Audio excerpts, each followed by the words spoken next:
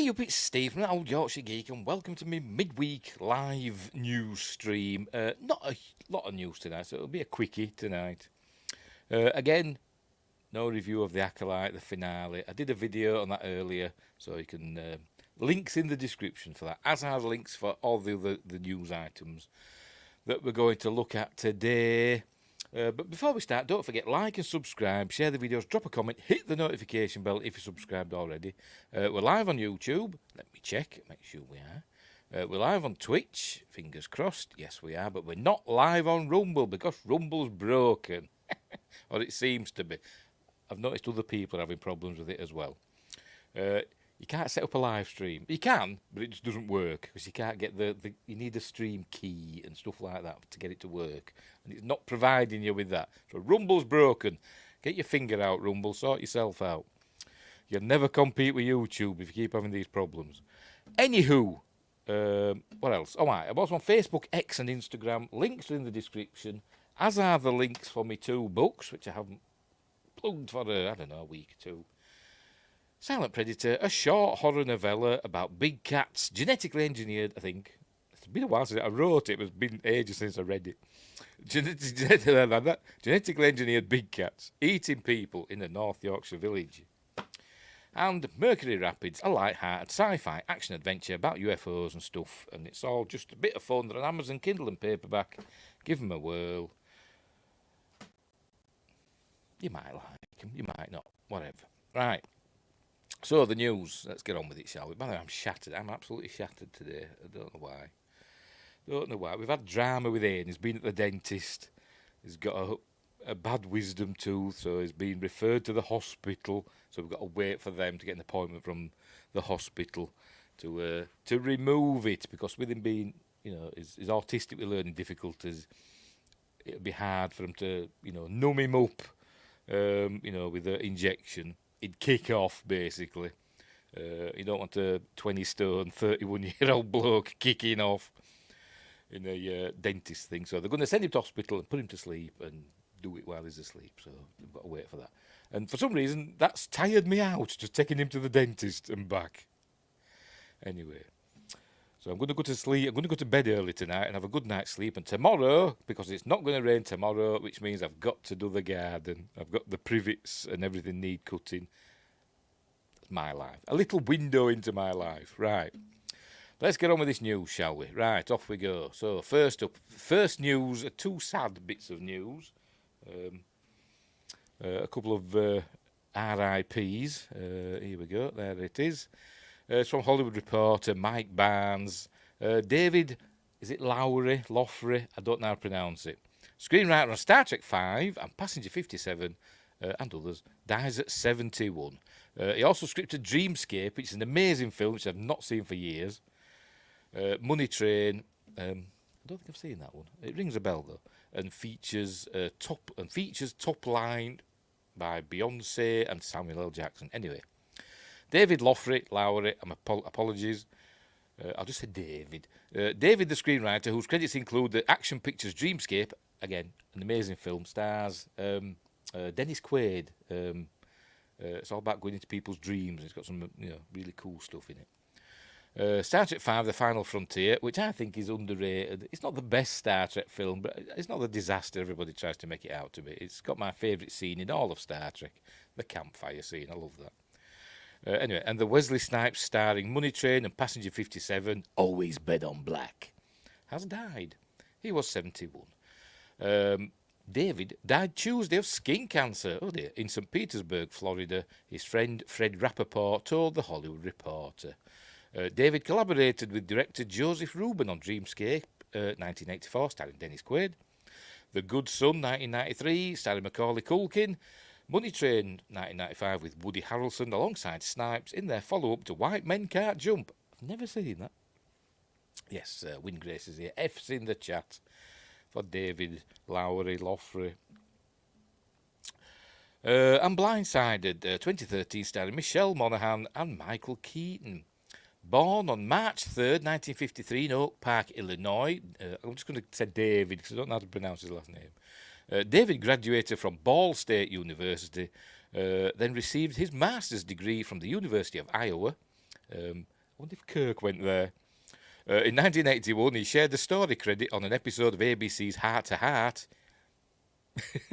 When they met, it was murder. I used to like Heart to Heart. Robert Wagner and Stephanie Powers, wasn't it? After his film debut on Dreamscape, he had the sole screenplay credit and shared the story credit on Star Trek V: The Final Frontier in 1989, the instalment in the Paramount franchise that was directed by star William Shatner. And again, I'll say it, underrated. I like Star Trek V. Just a pity they didn't have a good effects company. Well, they had a good effects company, but not the best effects company. Anyway. But they were, sufficient, I suppose. He followed with Flashback 1990. What a feeling! That is Flashback, isn't it? Don't know. Starring Dennis Hopper, or it might be a different one, and Kiefer Sutherland. Passenger 57, 1992, directed by Kevin Hooks. And The Three Musketeers, 1993, the Stephen Herrick helmed adaptation that featured Kiefer Sutherland, Charlie Sheen, and Chris O'Donnell. She's starting. I think the cat's starting because she's heard me talking. His screenwriting resume also included Neil LaBoute's Lakeview Terrace, 2008, starring Samuel L. Jackson, and Obsessed, 2009, starring Beyoncé and Idris Elba. Plus, he added producer duties on the more recent The Intruder, 2019, Fatale, 2020, and Shattered, 2022. Survivors include his wife. Sound like they're in a bloody disaster or something. I know it's a disaster for his family and that, but, survivors. I just say, he's survived by his wife. Survivors include his wife, Mel, his mother, Joan, and his siblings, William and Amy. So there we go. So very sad. 71. That's not it's not an age these days, is it? I hope I live beyond 71. I hope I live beyond 61. Anyway, so there we go. So, rest in peace, David Loughery. Don't know. Anyway, moving on to another one. Another rest in peace. Here we are. This one's on Daily Star Trek News. Actor James B. Sikking has died. Am I pronouncing that right? Another one that I don't know how to pronounce the last name. That's how it's spelt. Has died at 90, says David Powell. And there he is as Captain Styles of the USS Excelsior. Oh, what happened then? Right, he's perhaps best known as Lieutenant Howard Hunter on Hill Street Blues. I used to like that when I was a kid. I wasn't a big fan of, police procedurals as a kid. Because, as I've said before, I wanted aliens and explosions and stuff like that and laser guns in my TV shows, which is why I loved, like, Buck Rogers and stuff like that, Battlestar Galactica back in the day. And even the old Flash Gordons with Buster Crabbe. So I wasn't a huge fan of, police stuff, like Kojak, Starsky and Hutch, etc. But for some reason, I really liked Hill Street Blues, and I don't know why, as a kid. I know it came out in about 1980, so I wasn't really a kid then. I was a teen, so maybe that's why. Maybe I just caught it at the right age. So I used to like Hill Street Blues. Anyway, on as Doogie's dad, on Doogie Howser MD, James B. Sikking died Saturday of complications from dementia at the age of 90, according to Variety. So that's a decent age, 90. Sikking was born in Los Angeles and graduated in theatre arts from UCLA. His film and television career stretches back over 60 years, with his earliest screen appearances occurring in 1955's Five Guns West and the 1961 episode of Perry Mason. He would go on to appear in shows such as The Outer Limits and Mission Impossible, and in films such as The Terminal Man and The Pelican Brief. Star Trek fans know Sikking as Captain Lawrence H. Styles, commander of the USS Excelsior, in Star Trek III, The Search for Spock. Styles' full name is revealed, according to Memory Alpha, on a commemoration plaque for the Excelsior in the Stargate Picard episode, The Stargazer. I didn't know that. Anyway, Scotty ruined his career. Yes, sort of, I suppose. There were some, I don't know, but there were some suggestions that he was the same Styles as the Mr. Styles from the original series episode Balance of Terror, but I don't think he was supposed to be, was he? But it'd be nice if he was, but I don't know if he was. Win Grace will know. According to Deadline, his publicist Cynthia Snyder said, "In a remarkable career, Sikking's wonderful, exciting face gave us drama, comedy, tragedy, and hilarious farce," spelt with an S for some reason. His talent, integrity, and imagination intrigued and delighted audiences. Please join us in offering our condolences to the friends and family of James Barry Sikking. So there we go. So that's very sad. But that's it, 90. It's a decent age. But that's it. Us genre people know him as Captain Styles of the Excelsior. After when Scotty broke his ship. Basically took the spark plugs out. I think that's what it is. What it looked like, didn't it? Took spark plugs out of the Excelsior. So there we go. Right. So anyway, on to more happy news, maybe. I don't know. I've forgotten actually what news I've looked for. Anyway, next up, sticking with Star Trek. Nearly forgot to put it up. From Screen Rant, Todd Stashwick on Star Trek Picard sequel. There's always a chance, but not this year or next. Mid-2025, I said, so he's contradicting me. Oh dear, and there he is, Todd Stashwick as Captain What's-His-Face. Right, who wrote this? John Orquiola. Todd Stashwick gives a realistic answer about the chances of Star Trek Picard's proposed continuation, Star Trek Legacy, happening after Paramount is sold to Skydance. Proofreading thing of the past. On July 8th, Paramount Global announced a merger with Skydance Media and Redbird Capital. I think it's still not totally finalised, though, is it? There is a chance, it could still fall through. But anyway, we'll see. Paramount's new leadership team will be headed up by David Ellison, who becomes chairman and chief executive officer of the new Paramount. While it's too soon to know what this merger means for Star Trek, which is owned by Paramount, Ellison was executive producer of Star Trek Into Darkness and Star Trek Beyond, which were okay, but it still did have problems. They are within 45 days of the legals, yes, so there's still a chance something could go awry, but it doesn't look like it's going to, does it? But anyway, we'll see. During Todd Stashwick's Instagram live chat with artist Jenny R. Johnson, no relation as far as I know, Screen Rant's Rob Keyes asked Stashwick if he thinks there's a real chance of Star Trek Legacy happening after the Paramount Skydance deal is finalised. Stashwick has gone on the record stating that he would love to reprise Liam Shaw in a continuation of Star Trek Picard Season 3, but Todd doesn't think Star Trek Legacy is in the cards in the next 2 years. Read Todd's quote below. And that's what we'll do. Quote, "I don't have a crystal ball." I mean, that's a bit of a shitty answer for a start, isn't it? They're asking your opinion, aren't they? Bloody hell. Anyway, I know that I'm not a big fan of Todd Stashwick. I've got to admit, I've not seen him in a lot, but I don't like there's something about him. I'm sure he's a lovely fella, but his characters never gel with me for some reason. Anyway, I'm sure he hates me as well, if he even knows I exist. I know that David Ellison is a good man. He is the Skydance CEO. I don't know. I think he's a Star Trek fan. I don't know. That would be a question for them. I think there's always a chance that they could do a legacy. It's just not going to happen this year and probably not next year. Terry Metalis is tied up doing other stuff. Doing Marvel stuff now, isn't it? I've forgotten now what he's doing. Anyway, so they probably have to wait till he's available, so I don't have an answer for you. Based on his name, I think he actually does have a crystal ball. Okay. Stashwick. Does sound a bit Salem-ish, doesn't it? Anyway. Note, TrekMovie.com has extensively covered Paramount Global's sale to Skydance Media. Good for them. Right. And there's the lovely 7 of 9. Home, not name. Based on his name.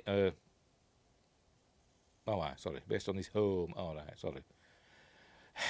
I did actually read it as name. Sorry, yes, I do apologise. I told him I'm very tired, and an idiot as well. Sorry. Based on his home. All right. Where does he live? I haven't looked him up. Does he live in Salem? Maybe. I don't know.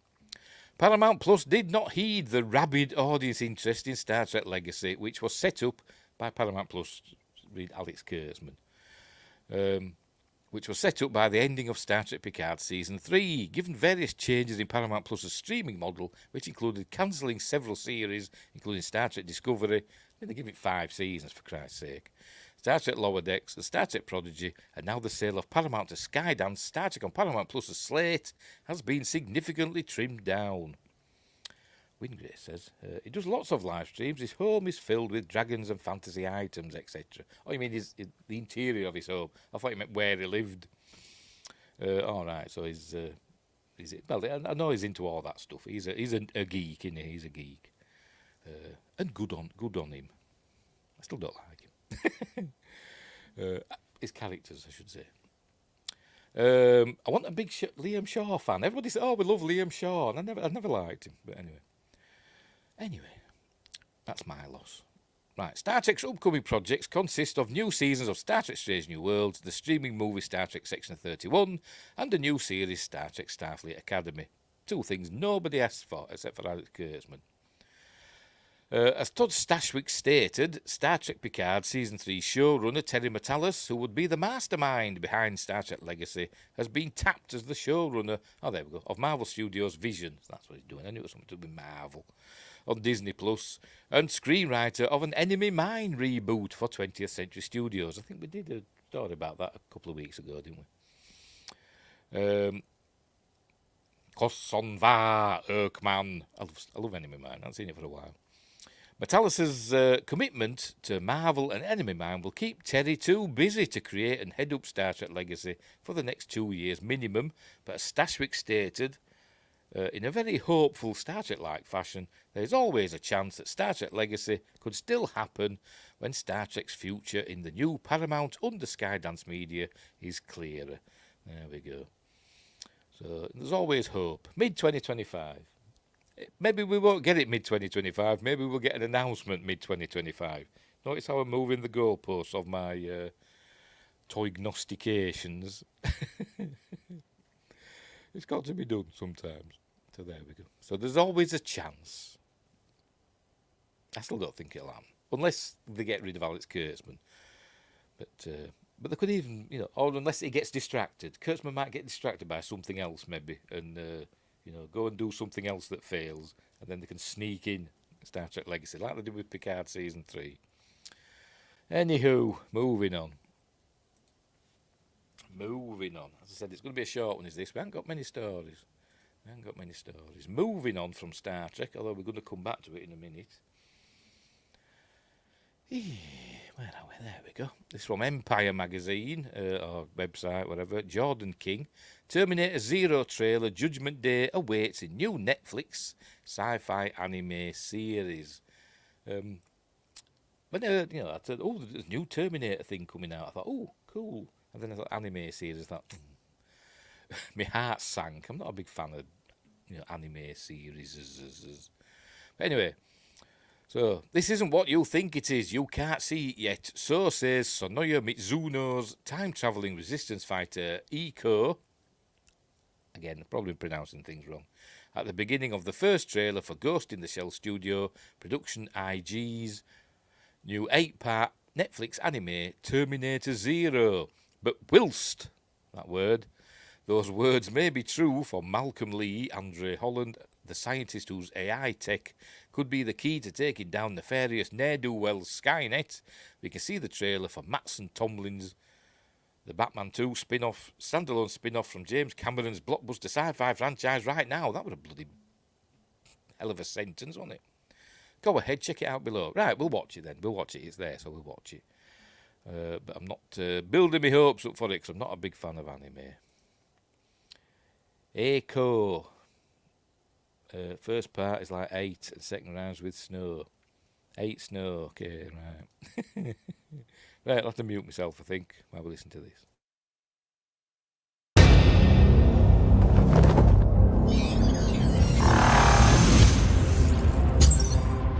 This isn't what you think it is. You can't see it yet. But you've been on a collision course your entire life.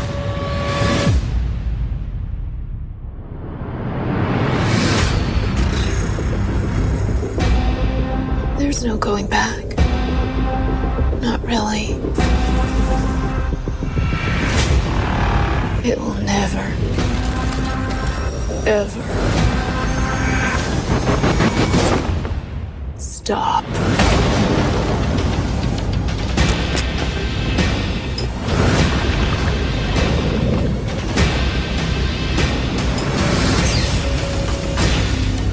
There's only one thing standing in between you and him. Me.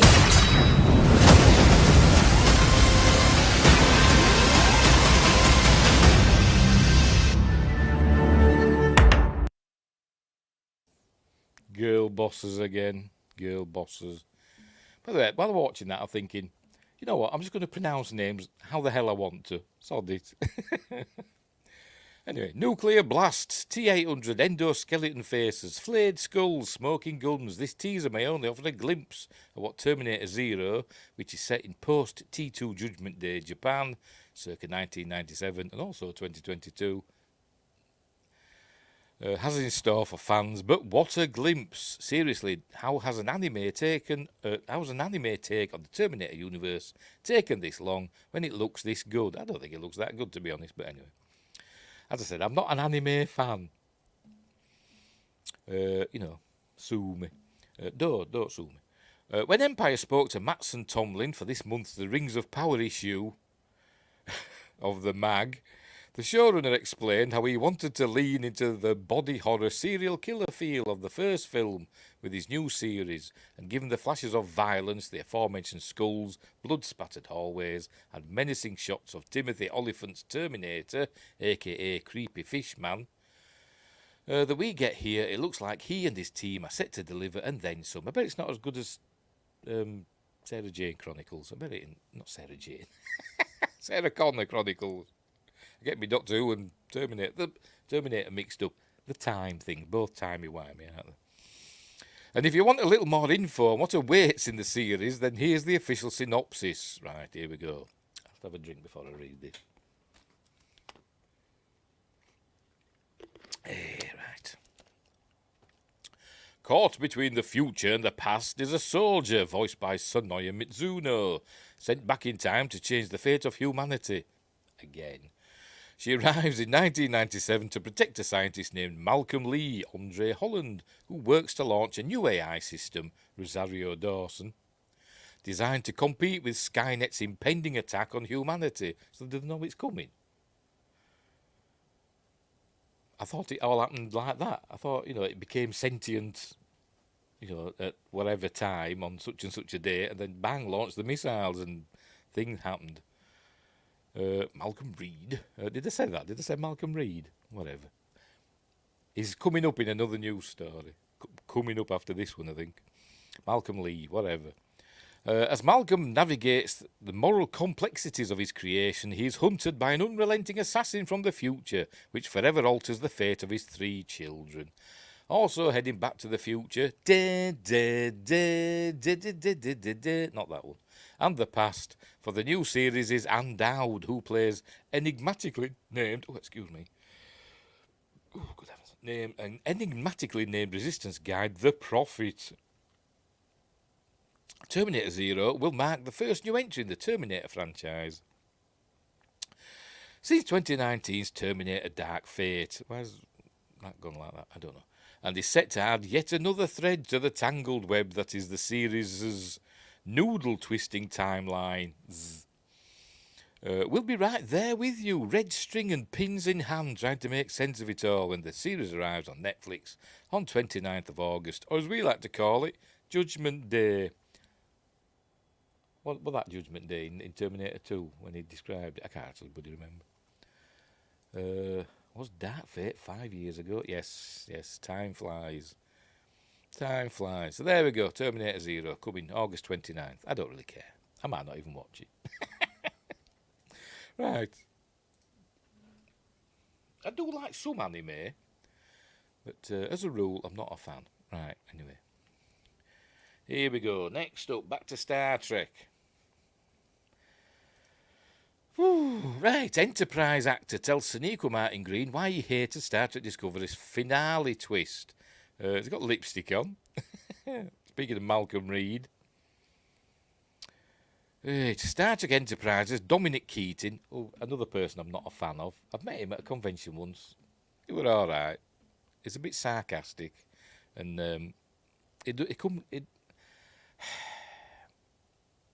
don't know. Maybe it's a personal thing. I just don't like him, and I didn't like him on. Why are they not doing the podcast show, whatever, the Shuttle Pod One, whatever they called it, anymore? They're doing this, which were kind of hosted by Connor Trinier, and now they're doing a different show called, and I've forgotten already, the Decon Chamber, hosted by Dominic Keating. You know, with still the same two people, Connor Trinier and Dominic Keating, but now Dominic Keating's stepped forward in a new show. Why? I don't know.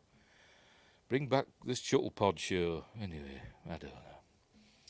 Anyways, right, Star Trek Enterprise's Dominic Keating told Sonequa Martin Green face-to-face why he hated Star Trek Discovery's finale twist that Dr. Kovich, David Cronenberg, was really Agent Daniels, Matt Winston, from Enterprise. Keating railed against Discovery's Daniels reveal during a podcast interview, although Dominic explained his reaction stemmed from old frustrations about Daniels' temporal war storyline on Star Trek Enterprise. If they made Star Trek anime, would you watch?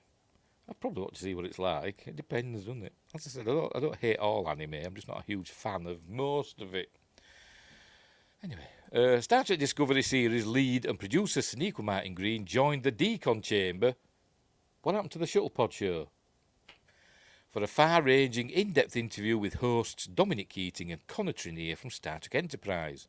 Of course, their interview touched on Keating's negative reaction to Star Trek Discovery's Kovich's Daniels finale twist, which was stupid in my opinion. I mean, why would he died? Daniels died as a young man. I know, and he said, we saw him again, still as a young man, because it's the same actor, and he said, you know, it's all relative or whatever, all to do with timey-wimey, wibbly-wobbly and all that. So how did he get to be an old man? I don't know, but anyway. I forgot what I want now. But Dominic explained to Martin Green that his umbrage was in jest. Read their quotes and watch the Decon Chamber video below. No, I'm not going to. With the because I want them to bring back the Shuttle Pod show. With the Star Trek Discovery finale discussed around the 1 hour 10 minutes mark. Anyway, quote, Dominic Keating. Yeah, the Agent Daniels thing, laughs. Connor Trinier, yeah, you had a bone to pick with that. Dom Keating, I've got a bone to pick with that. Just repeating what he said. Oh, you do, laughs Sonequa Martin Green. To which Dominic Keating replies, well, it's only Matt Winston was a lovely actor that played him, but I used to be jealous that he'd come in and do 3 great episodes a season, and I'm like, you know, I'm actually a regular on this show, laughs. And I don't understand the temporal timeline shit anyway. No one does. I do say it jestingly. It was crap anyway, with Malcolm Reed. It was one of the... Him and Linda Park...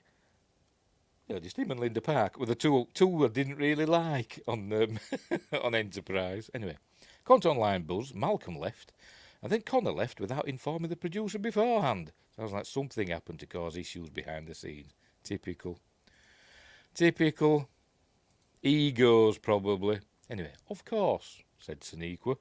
Dominic Keating, when it went from LaForge's eyepiece to the baseball to You Know Who I Really Am, talking about the finale in Discovery, you're who? Laughs. Oh, F off, laughs. Not again. Sonequa agreed. Oh, man, well, you are the one that can really have that point of view. So basically, we're just jealous. They were jealous that Matt Winston had come in, do some banger episodes, and bugger off again. Whereas, you know, he's just jealous that he didn't get enough screen time as a series regular. But he got his fair share. Anyway, does he have a point? Don't bash my Hoshi. And I never liked her. And it was too whiny at the beginning, and then... I don't know. I just didn't like it. Just because they never gave her a story. Maybe she reminds me of Annie Mae. Anyway, I don't know. I just didn't like it. I'm sure the actress is lovely. I didn't like the character. Same with Malcolm Reed. I didn't like his character either. Plus, I don't like the actor either. So much. Anyway, Dominic Keating's issue with Star Trek Discovery's finale revealing Dr. Kovich as Enterprise's Agent Daniels. And he made a mistake, didn't he? Because he said Agent Daniels of the USS Enterprise, but he wasn't. It was the Agent Daniels of the Enterprise. I don't know if it had did it even have it didn't even have an SS at the beginning, did it? It was just Enterprise, wasn't it? As far as I know, it was Enterprise NX-01, and that's all it was known as. As far as I know, I mean, it could have been USS Enterprise after, in season 5, maybe, if they'd ever done that, but whatever. Or did they mean the USS Enterprise J? Because he were on that, wasn't he? Well, we saw him on that in Enterprise, but anyway, whatever. Anyway, it may stem from old jealousy about Lieutenant Malcolm Reed's storylines being less prominent than the temporal Cold War, but Keating may also have touched upon a larger issue about Star Trek Discovery's ending. The impact of Kovich's true identity hinged on viewers knowing who Agent Daniels was, but a segment of the audience is likely not familiar with Star Trek Enterprise. By the way, I've just bought Star Trek Enterprise on Blu-ray, the box set. I've got them all on DVD, but they were an offer on Amazon, because it's Prime Day. Actually, a Prime Day offer. That was something I wanted. The box set, like 20 quid off. Instead of it being 60 quid, it was 40 quid, so I thought, right, we'll get that. So that's winging its way to me. Oh, pardon me, as we speak. The explanation is he would have... Yeah, they would refer it to that. Which doesn't work in my opinion, but whatever. Yes, because I don't know. It wasn't. It just took Archer to the Enterprise J. He wasn't telling us that he served on the Enterprise J. He just took him there. Anyway, to show the battle of wherever it was, with the sphere builders. Anyway. Discovery's Kovich's Daniels reveal may have been too inside baseball for many viewers. Note, Dominic Keating binged all of Star Trek Discovery to prepare for Sonequa Martin Green's interview on the Decon Chamber and became a fan of her show. Another reason why I don't like him. A similar issue could surround Star Trek Discovery's finale epilogue when Admiral Michael Burnham sent the USS Discovery on its final mission. This scene lines up Star Trek Discovery with the Star Trek Short Treks episode Calypso, which is established as Discovery's ultimate ending. I mean, fair enough, they didn't forget about it. I thought they might have just forgot about it and just, not mentioned it. But at least they did go back to it. But why couldn't they just have said that were in an alternate timeline? With all the stuff that had happened, why didn't they just say that? That never happened. It was an Enterprise from an alternate timeline. But whatever. You can't please everybody, can you? Always find something to moan about. Plus the short treks were crap. I hated them, all of them. Apart from the Harry Mudd one. I quite like that one. However, many viewers did not watch Star Trek short treks because they were rubbish. So the significance of Discovery's ending likely fell flat with them. Nonetheless, Sonequa Martin Green took whatever issues, real or jokes, Dominic Keating had about Star Trek Discovery's finale, twist, with grace, understanding and good humour. Source the Decon Chamber. Bring back the Shuttle Pod show. That's what I say. Don't care if they've fallen out and you look like you've got lipstick on. Or like you look like Kurt Russell in Big Trouble in Little China when... thingamabob, Lieutenant Valerius has kissed him. They had the perfect setup to say it was the alternate timeline from the Time Jump episode, but whatever. Yes, exactly. Don't give them too much credit, the writers. The modern writers these days. Don't give them too much credit, because they're rubbish. Worse than me, and that's saying something. Right, let's move on. What we got next? We've got some Stargate. 2 Stargate stories. That's what we've got. That's what we've got next. Don't do a lot of Stargate, do we? But we're doing some today. Here we go. From Gateworld, Stargate Atlantis turns 20. It doesn't sound that old, does it? 20. Because I was thinking, when I read that, I thought it had been around longer. I thought it'd be like 25 or 30. So I'm getting that old. I'm stretching times. But anyway.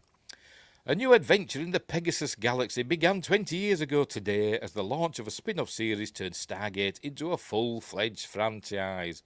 And it's probably my favourite of the Stargate series. I was watching some Atlantis this morning. Cool. Today marks 20 years... Oh, by the way, who wrote this? Darren at Gateworld. Today marks 20 years since Stargate Atlantis made its debut. Yes, like me, you really are that old. I bet I'm older. The series premiere, Rising, aired as a 2-hour movie on July 16th, 2004. Remember those? Feature-length pilot episodes. The good old days. It was what many of us consider to be a golden age of science fiction television, with Sci-Fi Channel, back before its 2009 rebranding to Sci-Fi, owning Friday nights with its block of original programming. Stargate SG-1 would air at 8 p.m, followed immediately by its new spin-off the next hour. 6 months later, the remake of Battlestar Galactica would join them at 10 p.m. On this day, 2 decades ago, we met Joe Flanagan's Major John Shepherd, described on paper as a bit like Jack O'Neill. In his swagger and his acerbic humour. But stuck flying helicopters at a remote post in Antarctica after he defied orders. I thought, was he stuck there? Or I thought he liked, I don't know. I thought it was fine to be there. But I can't really remember. Might have written a bit bigger. We met his new commanding officer in Atlantis in Colonel Marshall Sumner, though by the time the night was over, it was clear that actor Robert Patrick was a guest star and not an ongoing member of the new cast. We met young Lieutenant Aidan Ford. My son's not named after him because Aidan's 11 years older than this series. Played with great enthusiasm by Rainbow Sun Franks and Taylor Amagan, Rachel Luttrell's alien princess. Was she a princess? I know she was like a leader, but did they have princesses? I don't know. Who joins the new team to protect her people. And there they are, along with... he forgot Elizabeth Weir, didn't he? Did he? Yes, he did. He didn't mention Elizabeth Weir, you know, the ruler and... blanking. Why's me bloody name? Rodney McKay. Bloody hell. Don't forget them. Well, let's going to mention them next. There we go. Of course, viewers of Stargate SG-1 already knew Dr. McKay, who now got his first name, Rodney, actually revealed later to be Meredith's middle name. Actor David Hewlett had gotten under our skin. Alec Guinness's favourite word. Had gotten under our skin in the episode 48 Hours, then returned with some softer edges to his memorable character in Redemption. Could this arrogant, know-it-all science jerk really be fun to watch week in and week out? Hewlett and the show's writers were about to turn McKay into one of the show's most popular characters. Yes, Rodney's amazing. And finally, if you tuned in for the 2-hour premiere of SG-1 the previous week, you already knew Tori Higginson, the lovely Tori Higginson, who had taken over the role of Elizabeth Weir, played by Jessica Steen in the 7th season finale Lost City. Steen only recently revealed why she did not continue in the role. Oh, I wonder what it was. Hang on then. Just bear with me. Hang on, let's get rid of that. I don't know if I've seen this one. Right. I just want to know. I'm just curious. Right. Hope it's not a long article.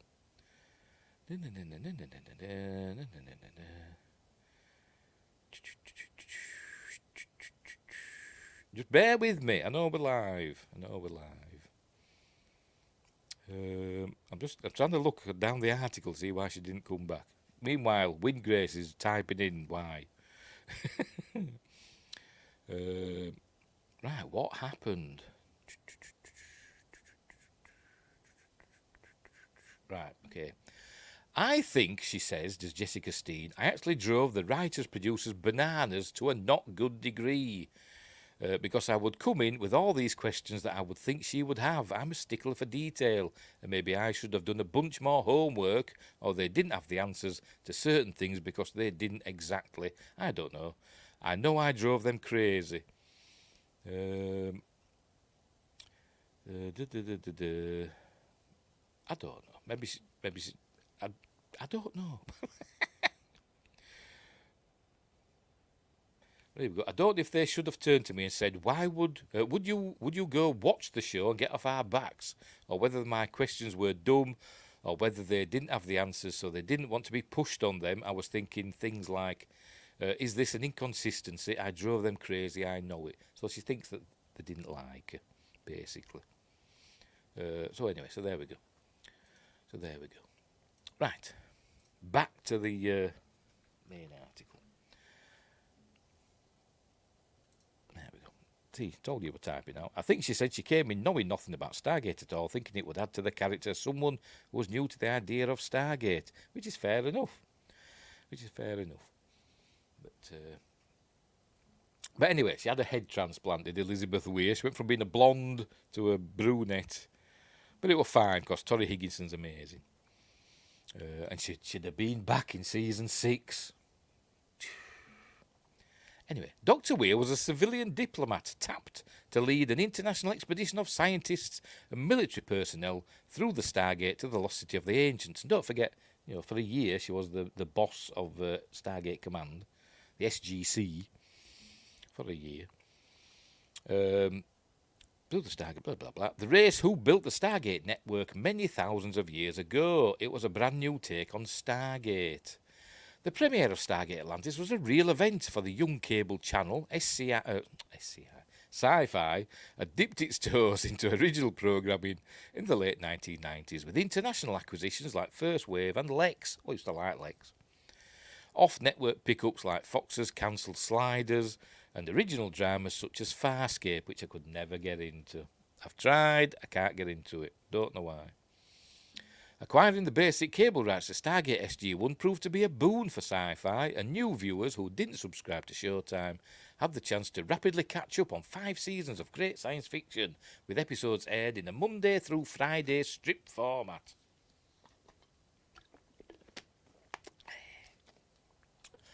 By 2002, the show had moved to Sci-Fi as its home for new episodes as well, helping to boost the channel to a top 10 cable network for the first time.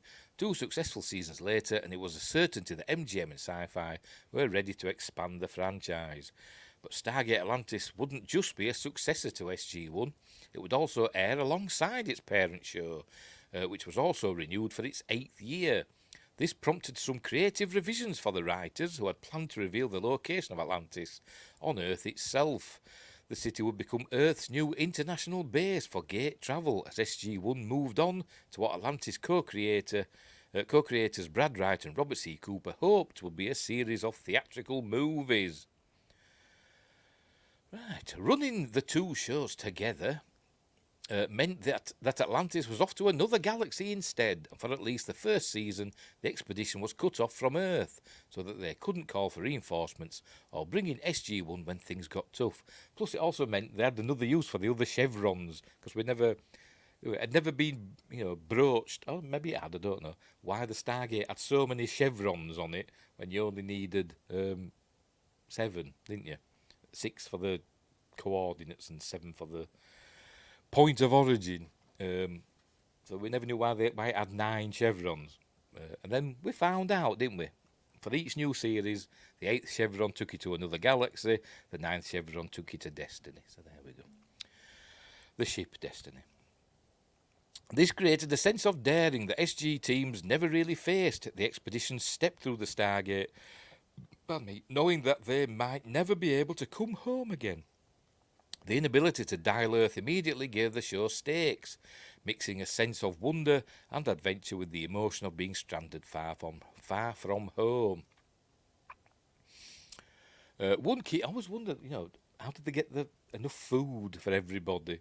It was the same with Stargate Universe. I know that they tried to sort of like explain that, but basically in Stargate Universe they're essentially eating gruel, weren't they, for a while? But anyway, whatever. I know it's a production reason to distinguish the shows, but I never understood why they didn't use Zats in Atlantis. No, they didn't take any Zats.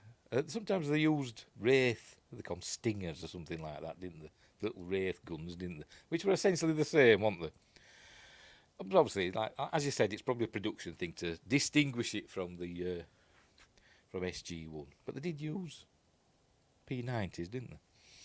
Anywho, one key element of the original plan for the spin-off did stick, though. Atlantis would have a large cast of supporting players representing many different nations. This wasn't an extension of the US military's adventures through the Stargate, but a show that was truly written for the whole world. A Scottish doctor. Yes, proud Scottish doctor, and they're supposed to be all meek. Is the doc. I forgot his bloody name now. Tell you I blank on stuff. But all the other characters had their, the country's patch on their shoulder. We even had a British one, him that died on the that satellite when the Wraith ship blew it up. That British fella. He had the Union flag on his patch, but the Doctor, I forgot his bloody name, Windgrace. He had the Scottish saltire. Yes, Carson Beckett, that's the fella.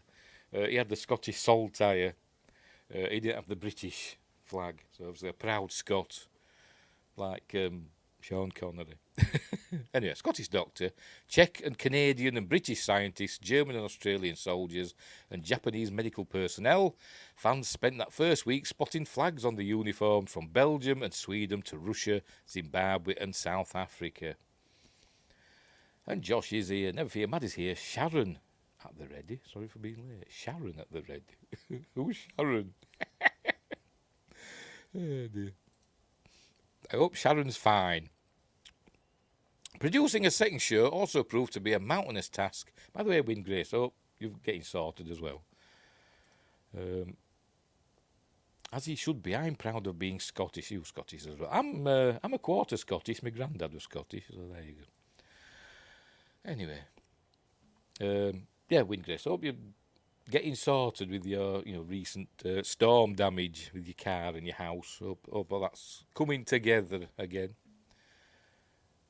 Sorry, harpoon at the ready. My mum's name is Sharon. All right. Likening your mum to a harpoon means she's sharp. That's what it means. I'm a mutt, but I have some in me. Some Scottish. Right, producing a second show also proved to be a mountainous task behind the scenes. 40 hours of television every 12 months. Them were the days, weren't they? While there were new writers and crew hired to help with the load, which was nearly double the old episode count of 22, the studio's goal was to save costs by sharing as much as possible between the two series, which now filmed on adjoining sound stages at the Bridge Studios in Vancouver, British Columbia. Atlantis was on stage 6. It ended up being a whole lot of work, which co-creator Brad Wright was lamenting 3 years later as SG-1 was coming to an end. I know, I think in the early seasons of Atlantis, they did have quite a few episodes where they ended up going to SG-1. Like alternate universes or mind controlled by aliens and stuff like that. Again, save costs in it. Waiting on insurance. All right. Atlantis took its first bow on July 16th with a 2-hour event Rising in an era, because the city rises out of the sea, in an era before streaming and the wide proliferation of DVRs. SG-1 had been enjoying weekly Nielsen ratings around the 1.8 to 2.0 mark. Is that good? I don't know. A solid 2 million viewers every Friday, making it Sci-Fi's top performer by far. There you go. Are you listening, Amazon? The new season premiere had made waves by logging a new record 1 week earlier with a 2.4. How would Atlantis fare? And there's Major Shepherd. Or is he Major Shepherd there? I don't know. What uniform is that? Is that a season 1 uniform? I think it is, isn't it? But it's season 2 we became Colonel Shepherd. I think it was, wasn't it? Or Lieutenant Colonel Shepherd. And that's Taylor and Morgan. While the show was riding the name recognition of a popular franchise, it was a different take on Stargate with a cast of newcomers. How many of SG-1's fans would come along for the ride? Would they watch a Stargate show without Richard Dean Anderson? Cooper was optimistic about what they were creating and told his fellow producers that he wouldn't be happy with any rating less than a 3.0. Rising earned a 3.2, a new record for Sci-Fi Channel. Princess Taylor, apparently. Yes, apparently. Anyway. Viewers old and new were ready to meet a new team and get caught up in a new adventure with a brand new enemy in the Wraith and new allies in a distant galaxy. I love the Wraith, but I don't like their origins. You know, that they were like these bugs that melded with humans in some weird DNA splicing shenanigans. Don't know, didn't like that. Anyway, the first season of the show averaged, I know had something to do with the replicators as well, didn't it? Did it? Or the ancients, or something like that. But anyway, whatever. They made it a bit too complicated. Why didn't they just have them there as baddies? But anyway, the first season of the show averaged an impressive 2.27 rating, even higher than its lead-in. With 2 shows in production, Stargate was now a bona fide franchise. It all started from that first adventure, John Shepard's recruitment into the Atlantis expedition, the discovery of a city. Only because he could operate the chair, basically, the control chair in Antarctica. That's the only reason he went. The discovery of a city underwater, meeting the Athosians, which were Taylor's people, inadvertently waking up the Wraith and losing some good people to this terrifying new threat. Colonel Sumner, for instance. The city of the ancients burst forth onto the surface of the ocean to composer the late Joel Goldsmith's rousing score, and both the expedition and viewers alike were ready for new weekly adventures through the Stargate. And the chevrons were blue, yes. They went to the Pegasus galaxy, and the Pegasus Stargates were the newer design, so they were blue and they were digital. That's how they described it, didn't they? They were digital Stargates, whereas the older system in the Milky Way galaxy were analog Stargates. But anyway, Stargate Atlantis went on to run for 5 great seasons. While the show did end prematurely, it was a hell of a ride, with 100 episodes that continued to build Stargate's mythology while bringing in new viewers and establishing a loyal fan base of its own. Those stories are ours now to watch again and again and to share with others. The story of Atlantis' 5-year run is for another time, though. Read this reflection marking the 15th anniversary of the show's finale. There's a link there. Today we celebrate the show's beginning, especially its pilot and the cast and crew who made it such a special series. Atlantis is especially close to my own heart, this chap. In 2004, I was a cub reporter with a fan site, and MGM invited me to visit the Vancouver set in April, fully 3 months before the show premiered.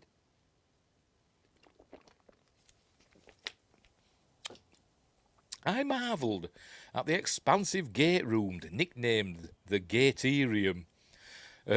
Watched scenes being filmed when Ginto, yeah, I know what he means, but I can't remember how to pronounce it. Ginto radios in after going missing in hide and seek, and chatted with David Hewlett about web nerd stuff in the lunch tent. David Hewlett, amazing. It was fantastic. After an experience like this, of course, I was beyond excited for the show's big premiere. There on my TV were the same sets I had stood on, the actors who had welcomed me into their workplace to talk Stargate, finished scenes I had watched come together from one take to the next. Sure, watching Stargate would never be the same again after the fourth wall was broken, but it was worth it. I'd love to go to the set. It wouldn't change my view of a show, my enjoyment of it, just because I'd visited the set and I knew how it were made. I know how stuff's made. I know they're not real. Anyway, whatever. Even better than visiting the set, the show itself, Stargate Atlantis, grew and expanded the world of Stargate so much farther than I imagined when I started watching SG-1 in 1998.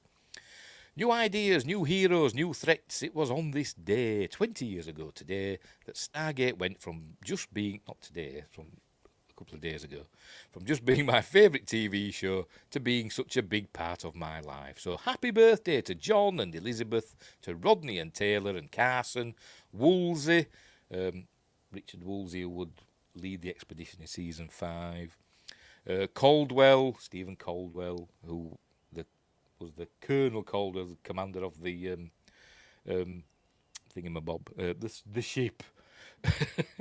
Aidan and Ronan and Radek and Lorne and Hermiod, the Asgard. Yeah, even you, Kavanagh. Kept bringing him back, didn't they? Probably the most hated character on Atlantis. It was, deliberately horrible. Anyway, let's watch. But a great actor. I've seen him in other stuff. Let's watch it all again from the beginning. There we go. So that's it. Oh, look at some pictures. There we go. Is there any more? Were you watching Stargate Atlantis on this day in 2004? I don't know. I can't remember how I saw it first. I don't know. To be honest, I probably downloaded it. To be honest.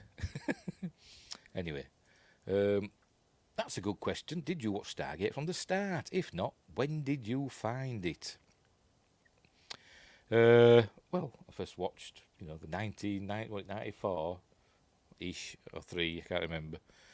The film, that's when I first saw Stargate. But I don't think I saw it in theatres. I'll have probably rented it on video at the time. Yes, I'll have rented it and watched it on there. So that was my introduction to Stargate, the movie.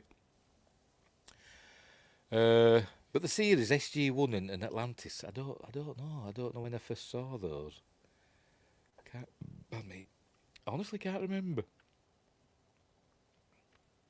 I don't know what channel they were on in the UK. Because I think when they started, we didn't have stuff like, Sci-Fi Channel or, or all that stuff. I think, what, 1997 or 98? I can't remember. What did it say? I can't remember when SG-1 started. Was it 97? Does it say in this? I can't find it. Yeah, probably 97, I think. Like I say, it was just like the dawn of cable TV and more channels. So it might have been on the Sci-Fi Channel. I'm trying to think when we got cable. I think that might have been 96. It could have been 96. So I don't know. But anyway, I found it on reruns around season 4, and then got the box sets on DVD. Yeah. But as I said, I don't know what channel it were on in the UK, but I did watch it on TV. But anywho, so there we go.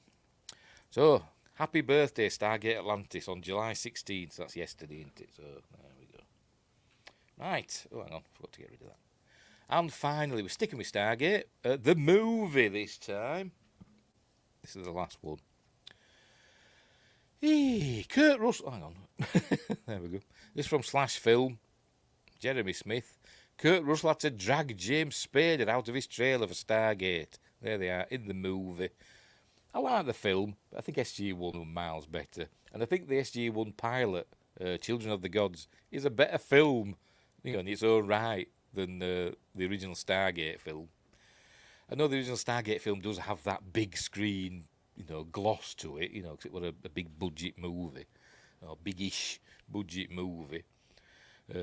Children of the Gods were a TV, a pilot episode for a TV series, but I still think it was a better film, in my opinion. Anyway, it's fair to say no one goes to a Roland Emmerich movie expecting Shakespeare, except, when he makes an actual movie about the dude, which I've not seen. Anonymous. I've not seen it. Is it about the theory that was it Francis Bacon or somebody like that? Somebody, I think it was somebody called Bacon, wasn't it? Not Kevin Bacon. With the real author of Shakespeare's plays. Anyway, but I've not seen it. Ever since breaking through with the sci-fi action hit Universal Soldier in 1992, cool Phil. He actually did one before, didn't he? That I think we just released in Europe, Moon 44, which I have seen, but I can't remember what happens in it. Anyway, his name has been synonymous with switch off your brain blockbuster entertainment. At his best, Independence Day, which we did like the other week, 2012 and White House Down. I didn't even know he'd done White House Down. I didn't. But I get mixed them up. The two came out roughly the same time, weren't they? The White House Down and another one about the White House getting sort of like attacked. I can't remember what that was called. But anyway, I think one was directed by Wolfgang Peterson, I think. I could be wrong. Anyway, whatever. He thrusts a colourful assortment of stars and character actors into a series of mayhem-laden set pieces with a gleeful shamelessness unseen since the heyday of Irwin Allen, which is kind of right. He like took up the mantle, didn't he, of Irwin Allen and his, his disaster films, like Earthquake and all that, Poseidon Adventure, etc. He's well aware of his dialogue writing shortcomings and casts big personalities like Will Smith, Jeff Goldblum, Judd Hirsch, Oliver Platt, and so on to sell the heck out of his implausible exposition and shop-worn banter. He didn't just write them himself. He had Dean Devlin along for the ride, didn't he? And other writers. He was more of the producer. That's the one, yes. Olympus Has Fallen. That was the other one, wasn't it? Yes. Which I enjoyed them both. I thought they were both fine. And I liked London Has Fallen, wasn't it? That one as well. And then they did another one which I haven't seen. Is it Angel Has Fallen? One about Air Force One. I've not seen that one. Anyway. Take Stargate, for example. Emmerich and co-writer Dean Devlin's follow-up to Universal Soldier was an ambitious, big-budget attempt at an off-brand Indiana Jones adventure starring James Spader as a bookish Egyptologist who gets recruited by a hard-nosed US Air Force colonel, Kurt Russell. Not really gets recruited by Catherine What's-Her-Face, who also has a head transplant for SG-1. Anyway, to guide them through the titular portal and help them figure out if the alien civilization on the other side is a threat to humanity. It's a riff on the goofy aliens built the pyramids theory. Goofy? They didn't. And Emmerich is a gifted enough director to inspire genuine visual awe via his gee-whiz Spielbergian sensibilities. Olympus, London, Angel, and Night. Is there another one? Oh, right. Or are you joking? Night Has Fallen.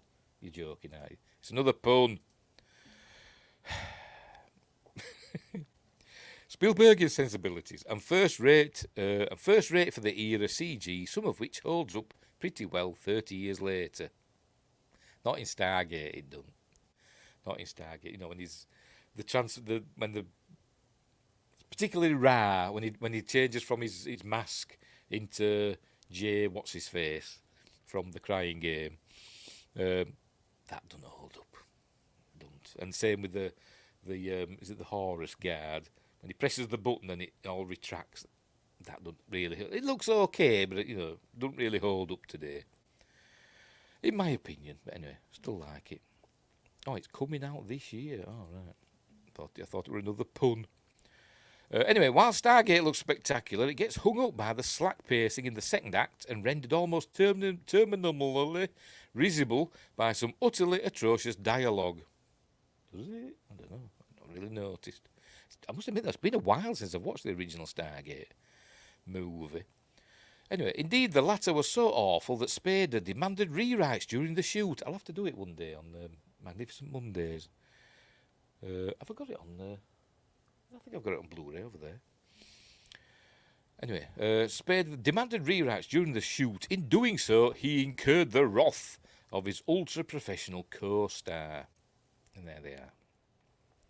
In a 2019 Variety article commemorating the 25th anniversary of the film's release, Dean Devlin recalled Spader repeatedly pushing back on the dialogue.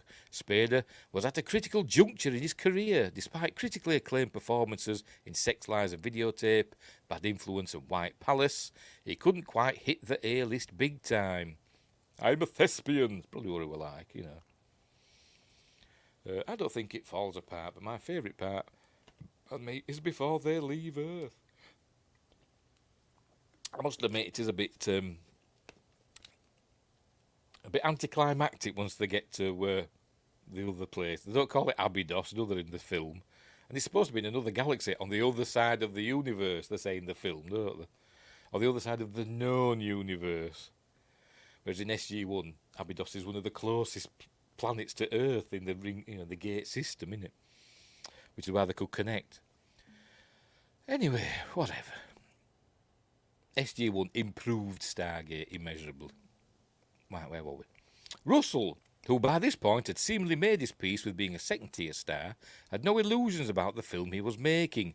He was hired for his commanding screen presence after turning the filmmakers down multiple times and intended to deliver what Emmerich expected with nary a quibble. So when Spader's unhappiness got in the way of his job, he got in his co-star's face. According to Devlin, Quote, there was one day where Spader wouldn't come out of his trailer until we rewrote the scenes. Wouldn't come out of his trailer. What a twat. Kurt suddenly got very upset with him. He burst into his trailer and said, what are you doing? And James Spader, said, come on, admit it, the dialogue is horrible. Kurt Russell said, of course it's horrible. That's why they pay you $1 million. If it was brilliant, you'd do it for free. Which is probably right. Stargate isn't a classic. I'm trying to think what horrible dialogue is there. I can't think of any horrible dialogue in Stargate. Nothing that stands out. They're thinking, bloody hell, that sounds horrible. Anyway, I think it's fine. The sequels to the movies are interesting in a curious way, but they're nothing compared to SG-1. The sequels to the movies. You're confusing me now. But anyway. Stargate isn't a classic. It actually isn't very good at all. Yes, it is. It's really good. But it's just not as good as SG-1 or Atlantis or Universe. But it looks like one of those 80s escapist sci-fi blockbusters we grew up loving, and is so unabashedly aware of its limitations that you can't hate it. The film didn't do much for its stars, but they did get paid, and thanks to Russell, they both got out of their trailers every day and earned their $1 million salaries. So there we go. So James Spader was being a bit of a diva, essentially. Or the novels. Oh, right, I see what you mean. The sequel novels. Right, I see what you mean. Novels that tell the planned story for the movies. Right, I see. Not read them. I've got the Atlantis sort of like novelisation, what was supposed to be, after the end of season 5. Still not read it. I've still not read it. Anyway. I'm terrible. I'm always buying books and not reading them. I've got stacks of books and bloody not read. Anyway. I'm hopeless. Right, so there we go. So as I said, James Spader, we're a bit of a knob. Being a bit of a diva, didn't like the dialogue, so Kurt Russell basically smacked him around a bit. Verbally. Said, get out here, do your lines, be a professional. Be like Alec Guinness in Star Wars. Just say the word to say it. Say it, Alec. All right. Not gotten involved. So he just said it, didn't he? And got on with it. I don't know if it's a Mandela effect or a novel I read, but I'm sure there's a second Clone Jack story. Oh, don't ask me. I can't bloody remember. I don't know. Maybe there is. I don't know. I can't remember. I'm useless. I have no memory whatsoever. I didn't like that. You know about the one where the Clone Jack with a kid? I didn't like the kid. Okay, that's an episode I generally skip. If I'm doing a rewatch, I usually skip that one. Because I'm a miserable bugger. Anyway, right, so we'll leave it there. Right, we're done. We're done and dusted. As I said, a quickie tonight. Didn't have many news stories. Probably loads of stuff happened. I've just not paid any attention. And I couldn't be bothered looking to see if there any newsworthy stuff happened today. Was season 8 when they had to keep Jack without Richard Dean Anderson being around much? Yeah, well, the season 8, he were technically he were in charge. They were promoted, wasn't it, to Brigadier General O'Neill, and he was put in charge of the SGC in season 8, wasn't he? And so that means he couldn't go out on missions. He was being the man, and so he just popped up like every, or maybe just briefly in each episode. I don't know. It probably missed a few episodes out entirely. But it was mostly about Sam, wasn't it? Season 8 it was mostly about Sam being thrust in charge of SG-1, but and hoping she could do the job, which she did. And obviously seasons 9 and 10 were when Cameron Mitchell came in, took over SG-1. And we had a new general, didn't we? General Landry in seasons 9 and 10. Of course, Jack went off to the Pentagon or whatever, didn't he? But we still saw him, didn't we? We still saw him at the beginning of Atlantis, and we saw him a couple of times in Atlantis. When he went there, particularly when the what the bloody call them now? The Lanteans came back and took control of Atlantis again, didn't they? And then the Wraith attacked, didn't they? But anyway, that was a good episode. Plan F, as in we are completely that episode. I'm waffling, aren't I? It was in Atlantis more than I remembered. Yes, it did pop up quite a few times. And obviously it was in the pilot episode of, or the first episode of Universe as well. It popped up in that, didn't it? To go and collect Eli. Right. So we'll leave it there. We're all done and dusted. We're all done and dusted. Make sure we're still all okay. Yeah. Right. Oh, God, I'm shattered. Right. So we'll leave it there. As I said, links for all them stories in the description. I'll put timestamps in when I've done here and update the description with timestamps. So we'll leave it there. So what's coming up? Hang on. He was in a good amount of SGU too when they stoned back home. Yes. That's one thing I didn't like about Stargate Universe, the overuse of the communication stones. And I think sometimes they forgot that they were supposed to be a totally different person. You know, it were mind transference, wasn't it? I think sometimes they forgot they were supposed to be somebody else. I mean, occasionally they remembered and they looked in a reflection and saw it was somebody else looking at them, but I think they forgot most of the time. Anywho, right. So, we'll leave it there. So, what's coming up next? Friday, Appointment with Fear. We're doing The Fourth Kind. A cool kind of, I don't know, a mix of found footage and other faux documentary stuff. It's weird. And directed by Star Trek Discovery's, I forgot, the fellow that did Star Trek Discovery. Is it Olasande Otsunamini or something like that? Just change your name, mate. I know you're proud of it, but make it easier for people to pronounce, for Christ's sake. Anyway, so there we go. So that's on Friday. And next Monday, for Magnificent Mondays, I haven't got my DVD. I've got a DVD somewhere of it somewhere. Deep Rising, Stephen Sommers' Deep Rising starring the late Treat Williams. That's next Monday. So that's what's coming up. Right, so we'll leave it there. So thanks, Win Grace and Josh and Sharon for popping in and saying hello and keeping me on my toes. I was going to say something else and I forgot what it was. No, it's gone. Never mind. So we'll leave it there. I keep forgetting to plug my Patreon, don't I? I've uploaded a new video to my Patreon page in magical monochrome.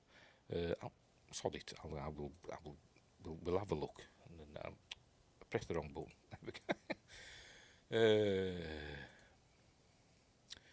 So we'll have a quick look at that. So here we go. Let me share it. I'll let me full screen the bugger. There's my Patreon page. Where are we? I could have sworn we did The Fourth Kind. We might have just talked about it during the... I looked through... I was thinking, have we done this? And I did look through and I couldn't find it. Anyway, whatever. If we have, we're doing it again. Anyway, here we go. Here's my Patreon page. So... you can join, or I think you can join for free as well and see the free stuff. I put free stuff up and stuff for members, but there we go. That's the latest one in magical monochrome. The Brain That Wouldn't Die. Where we just watch a film. I will just shut up.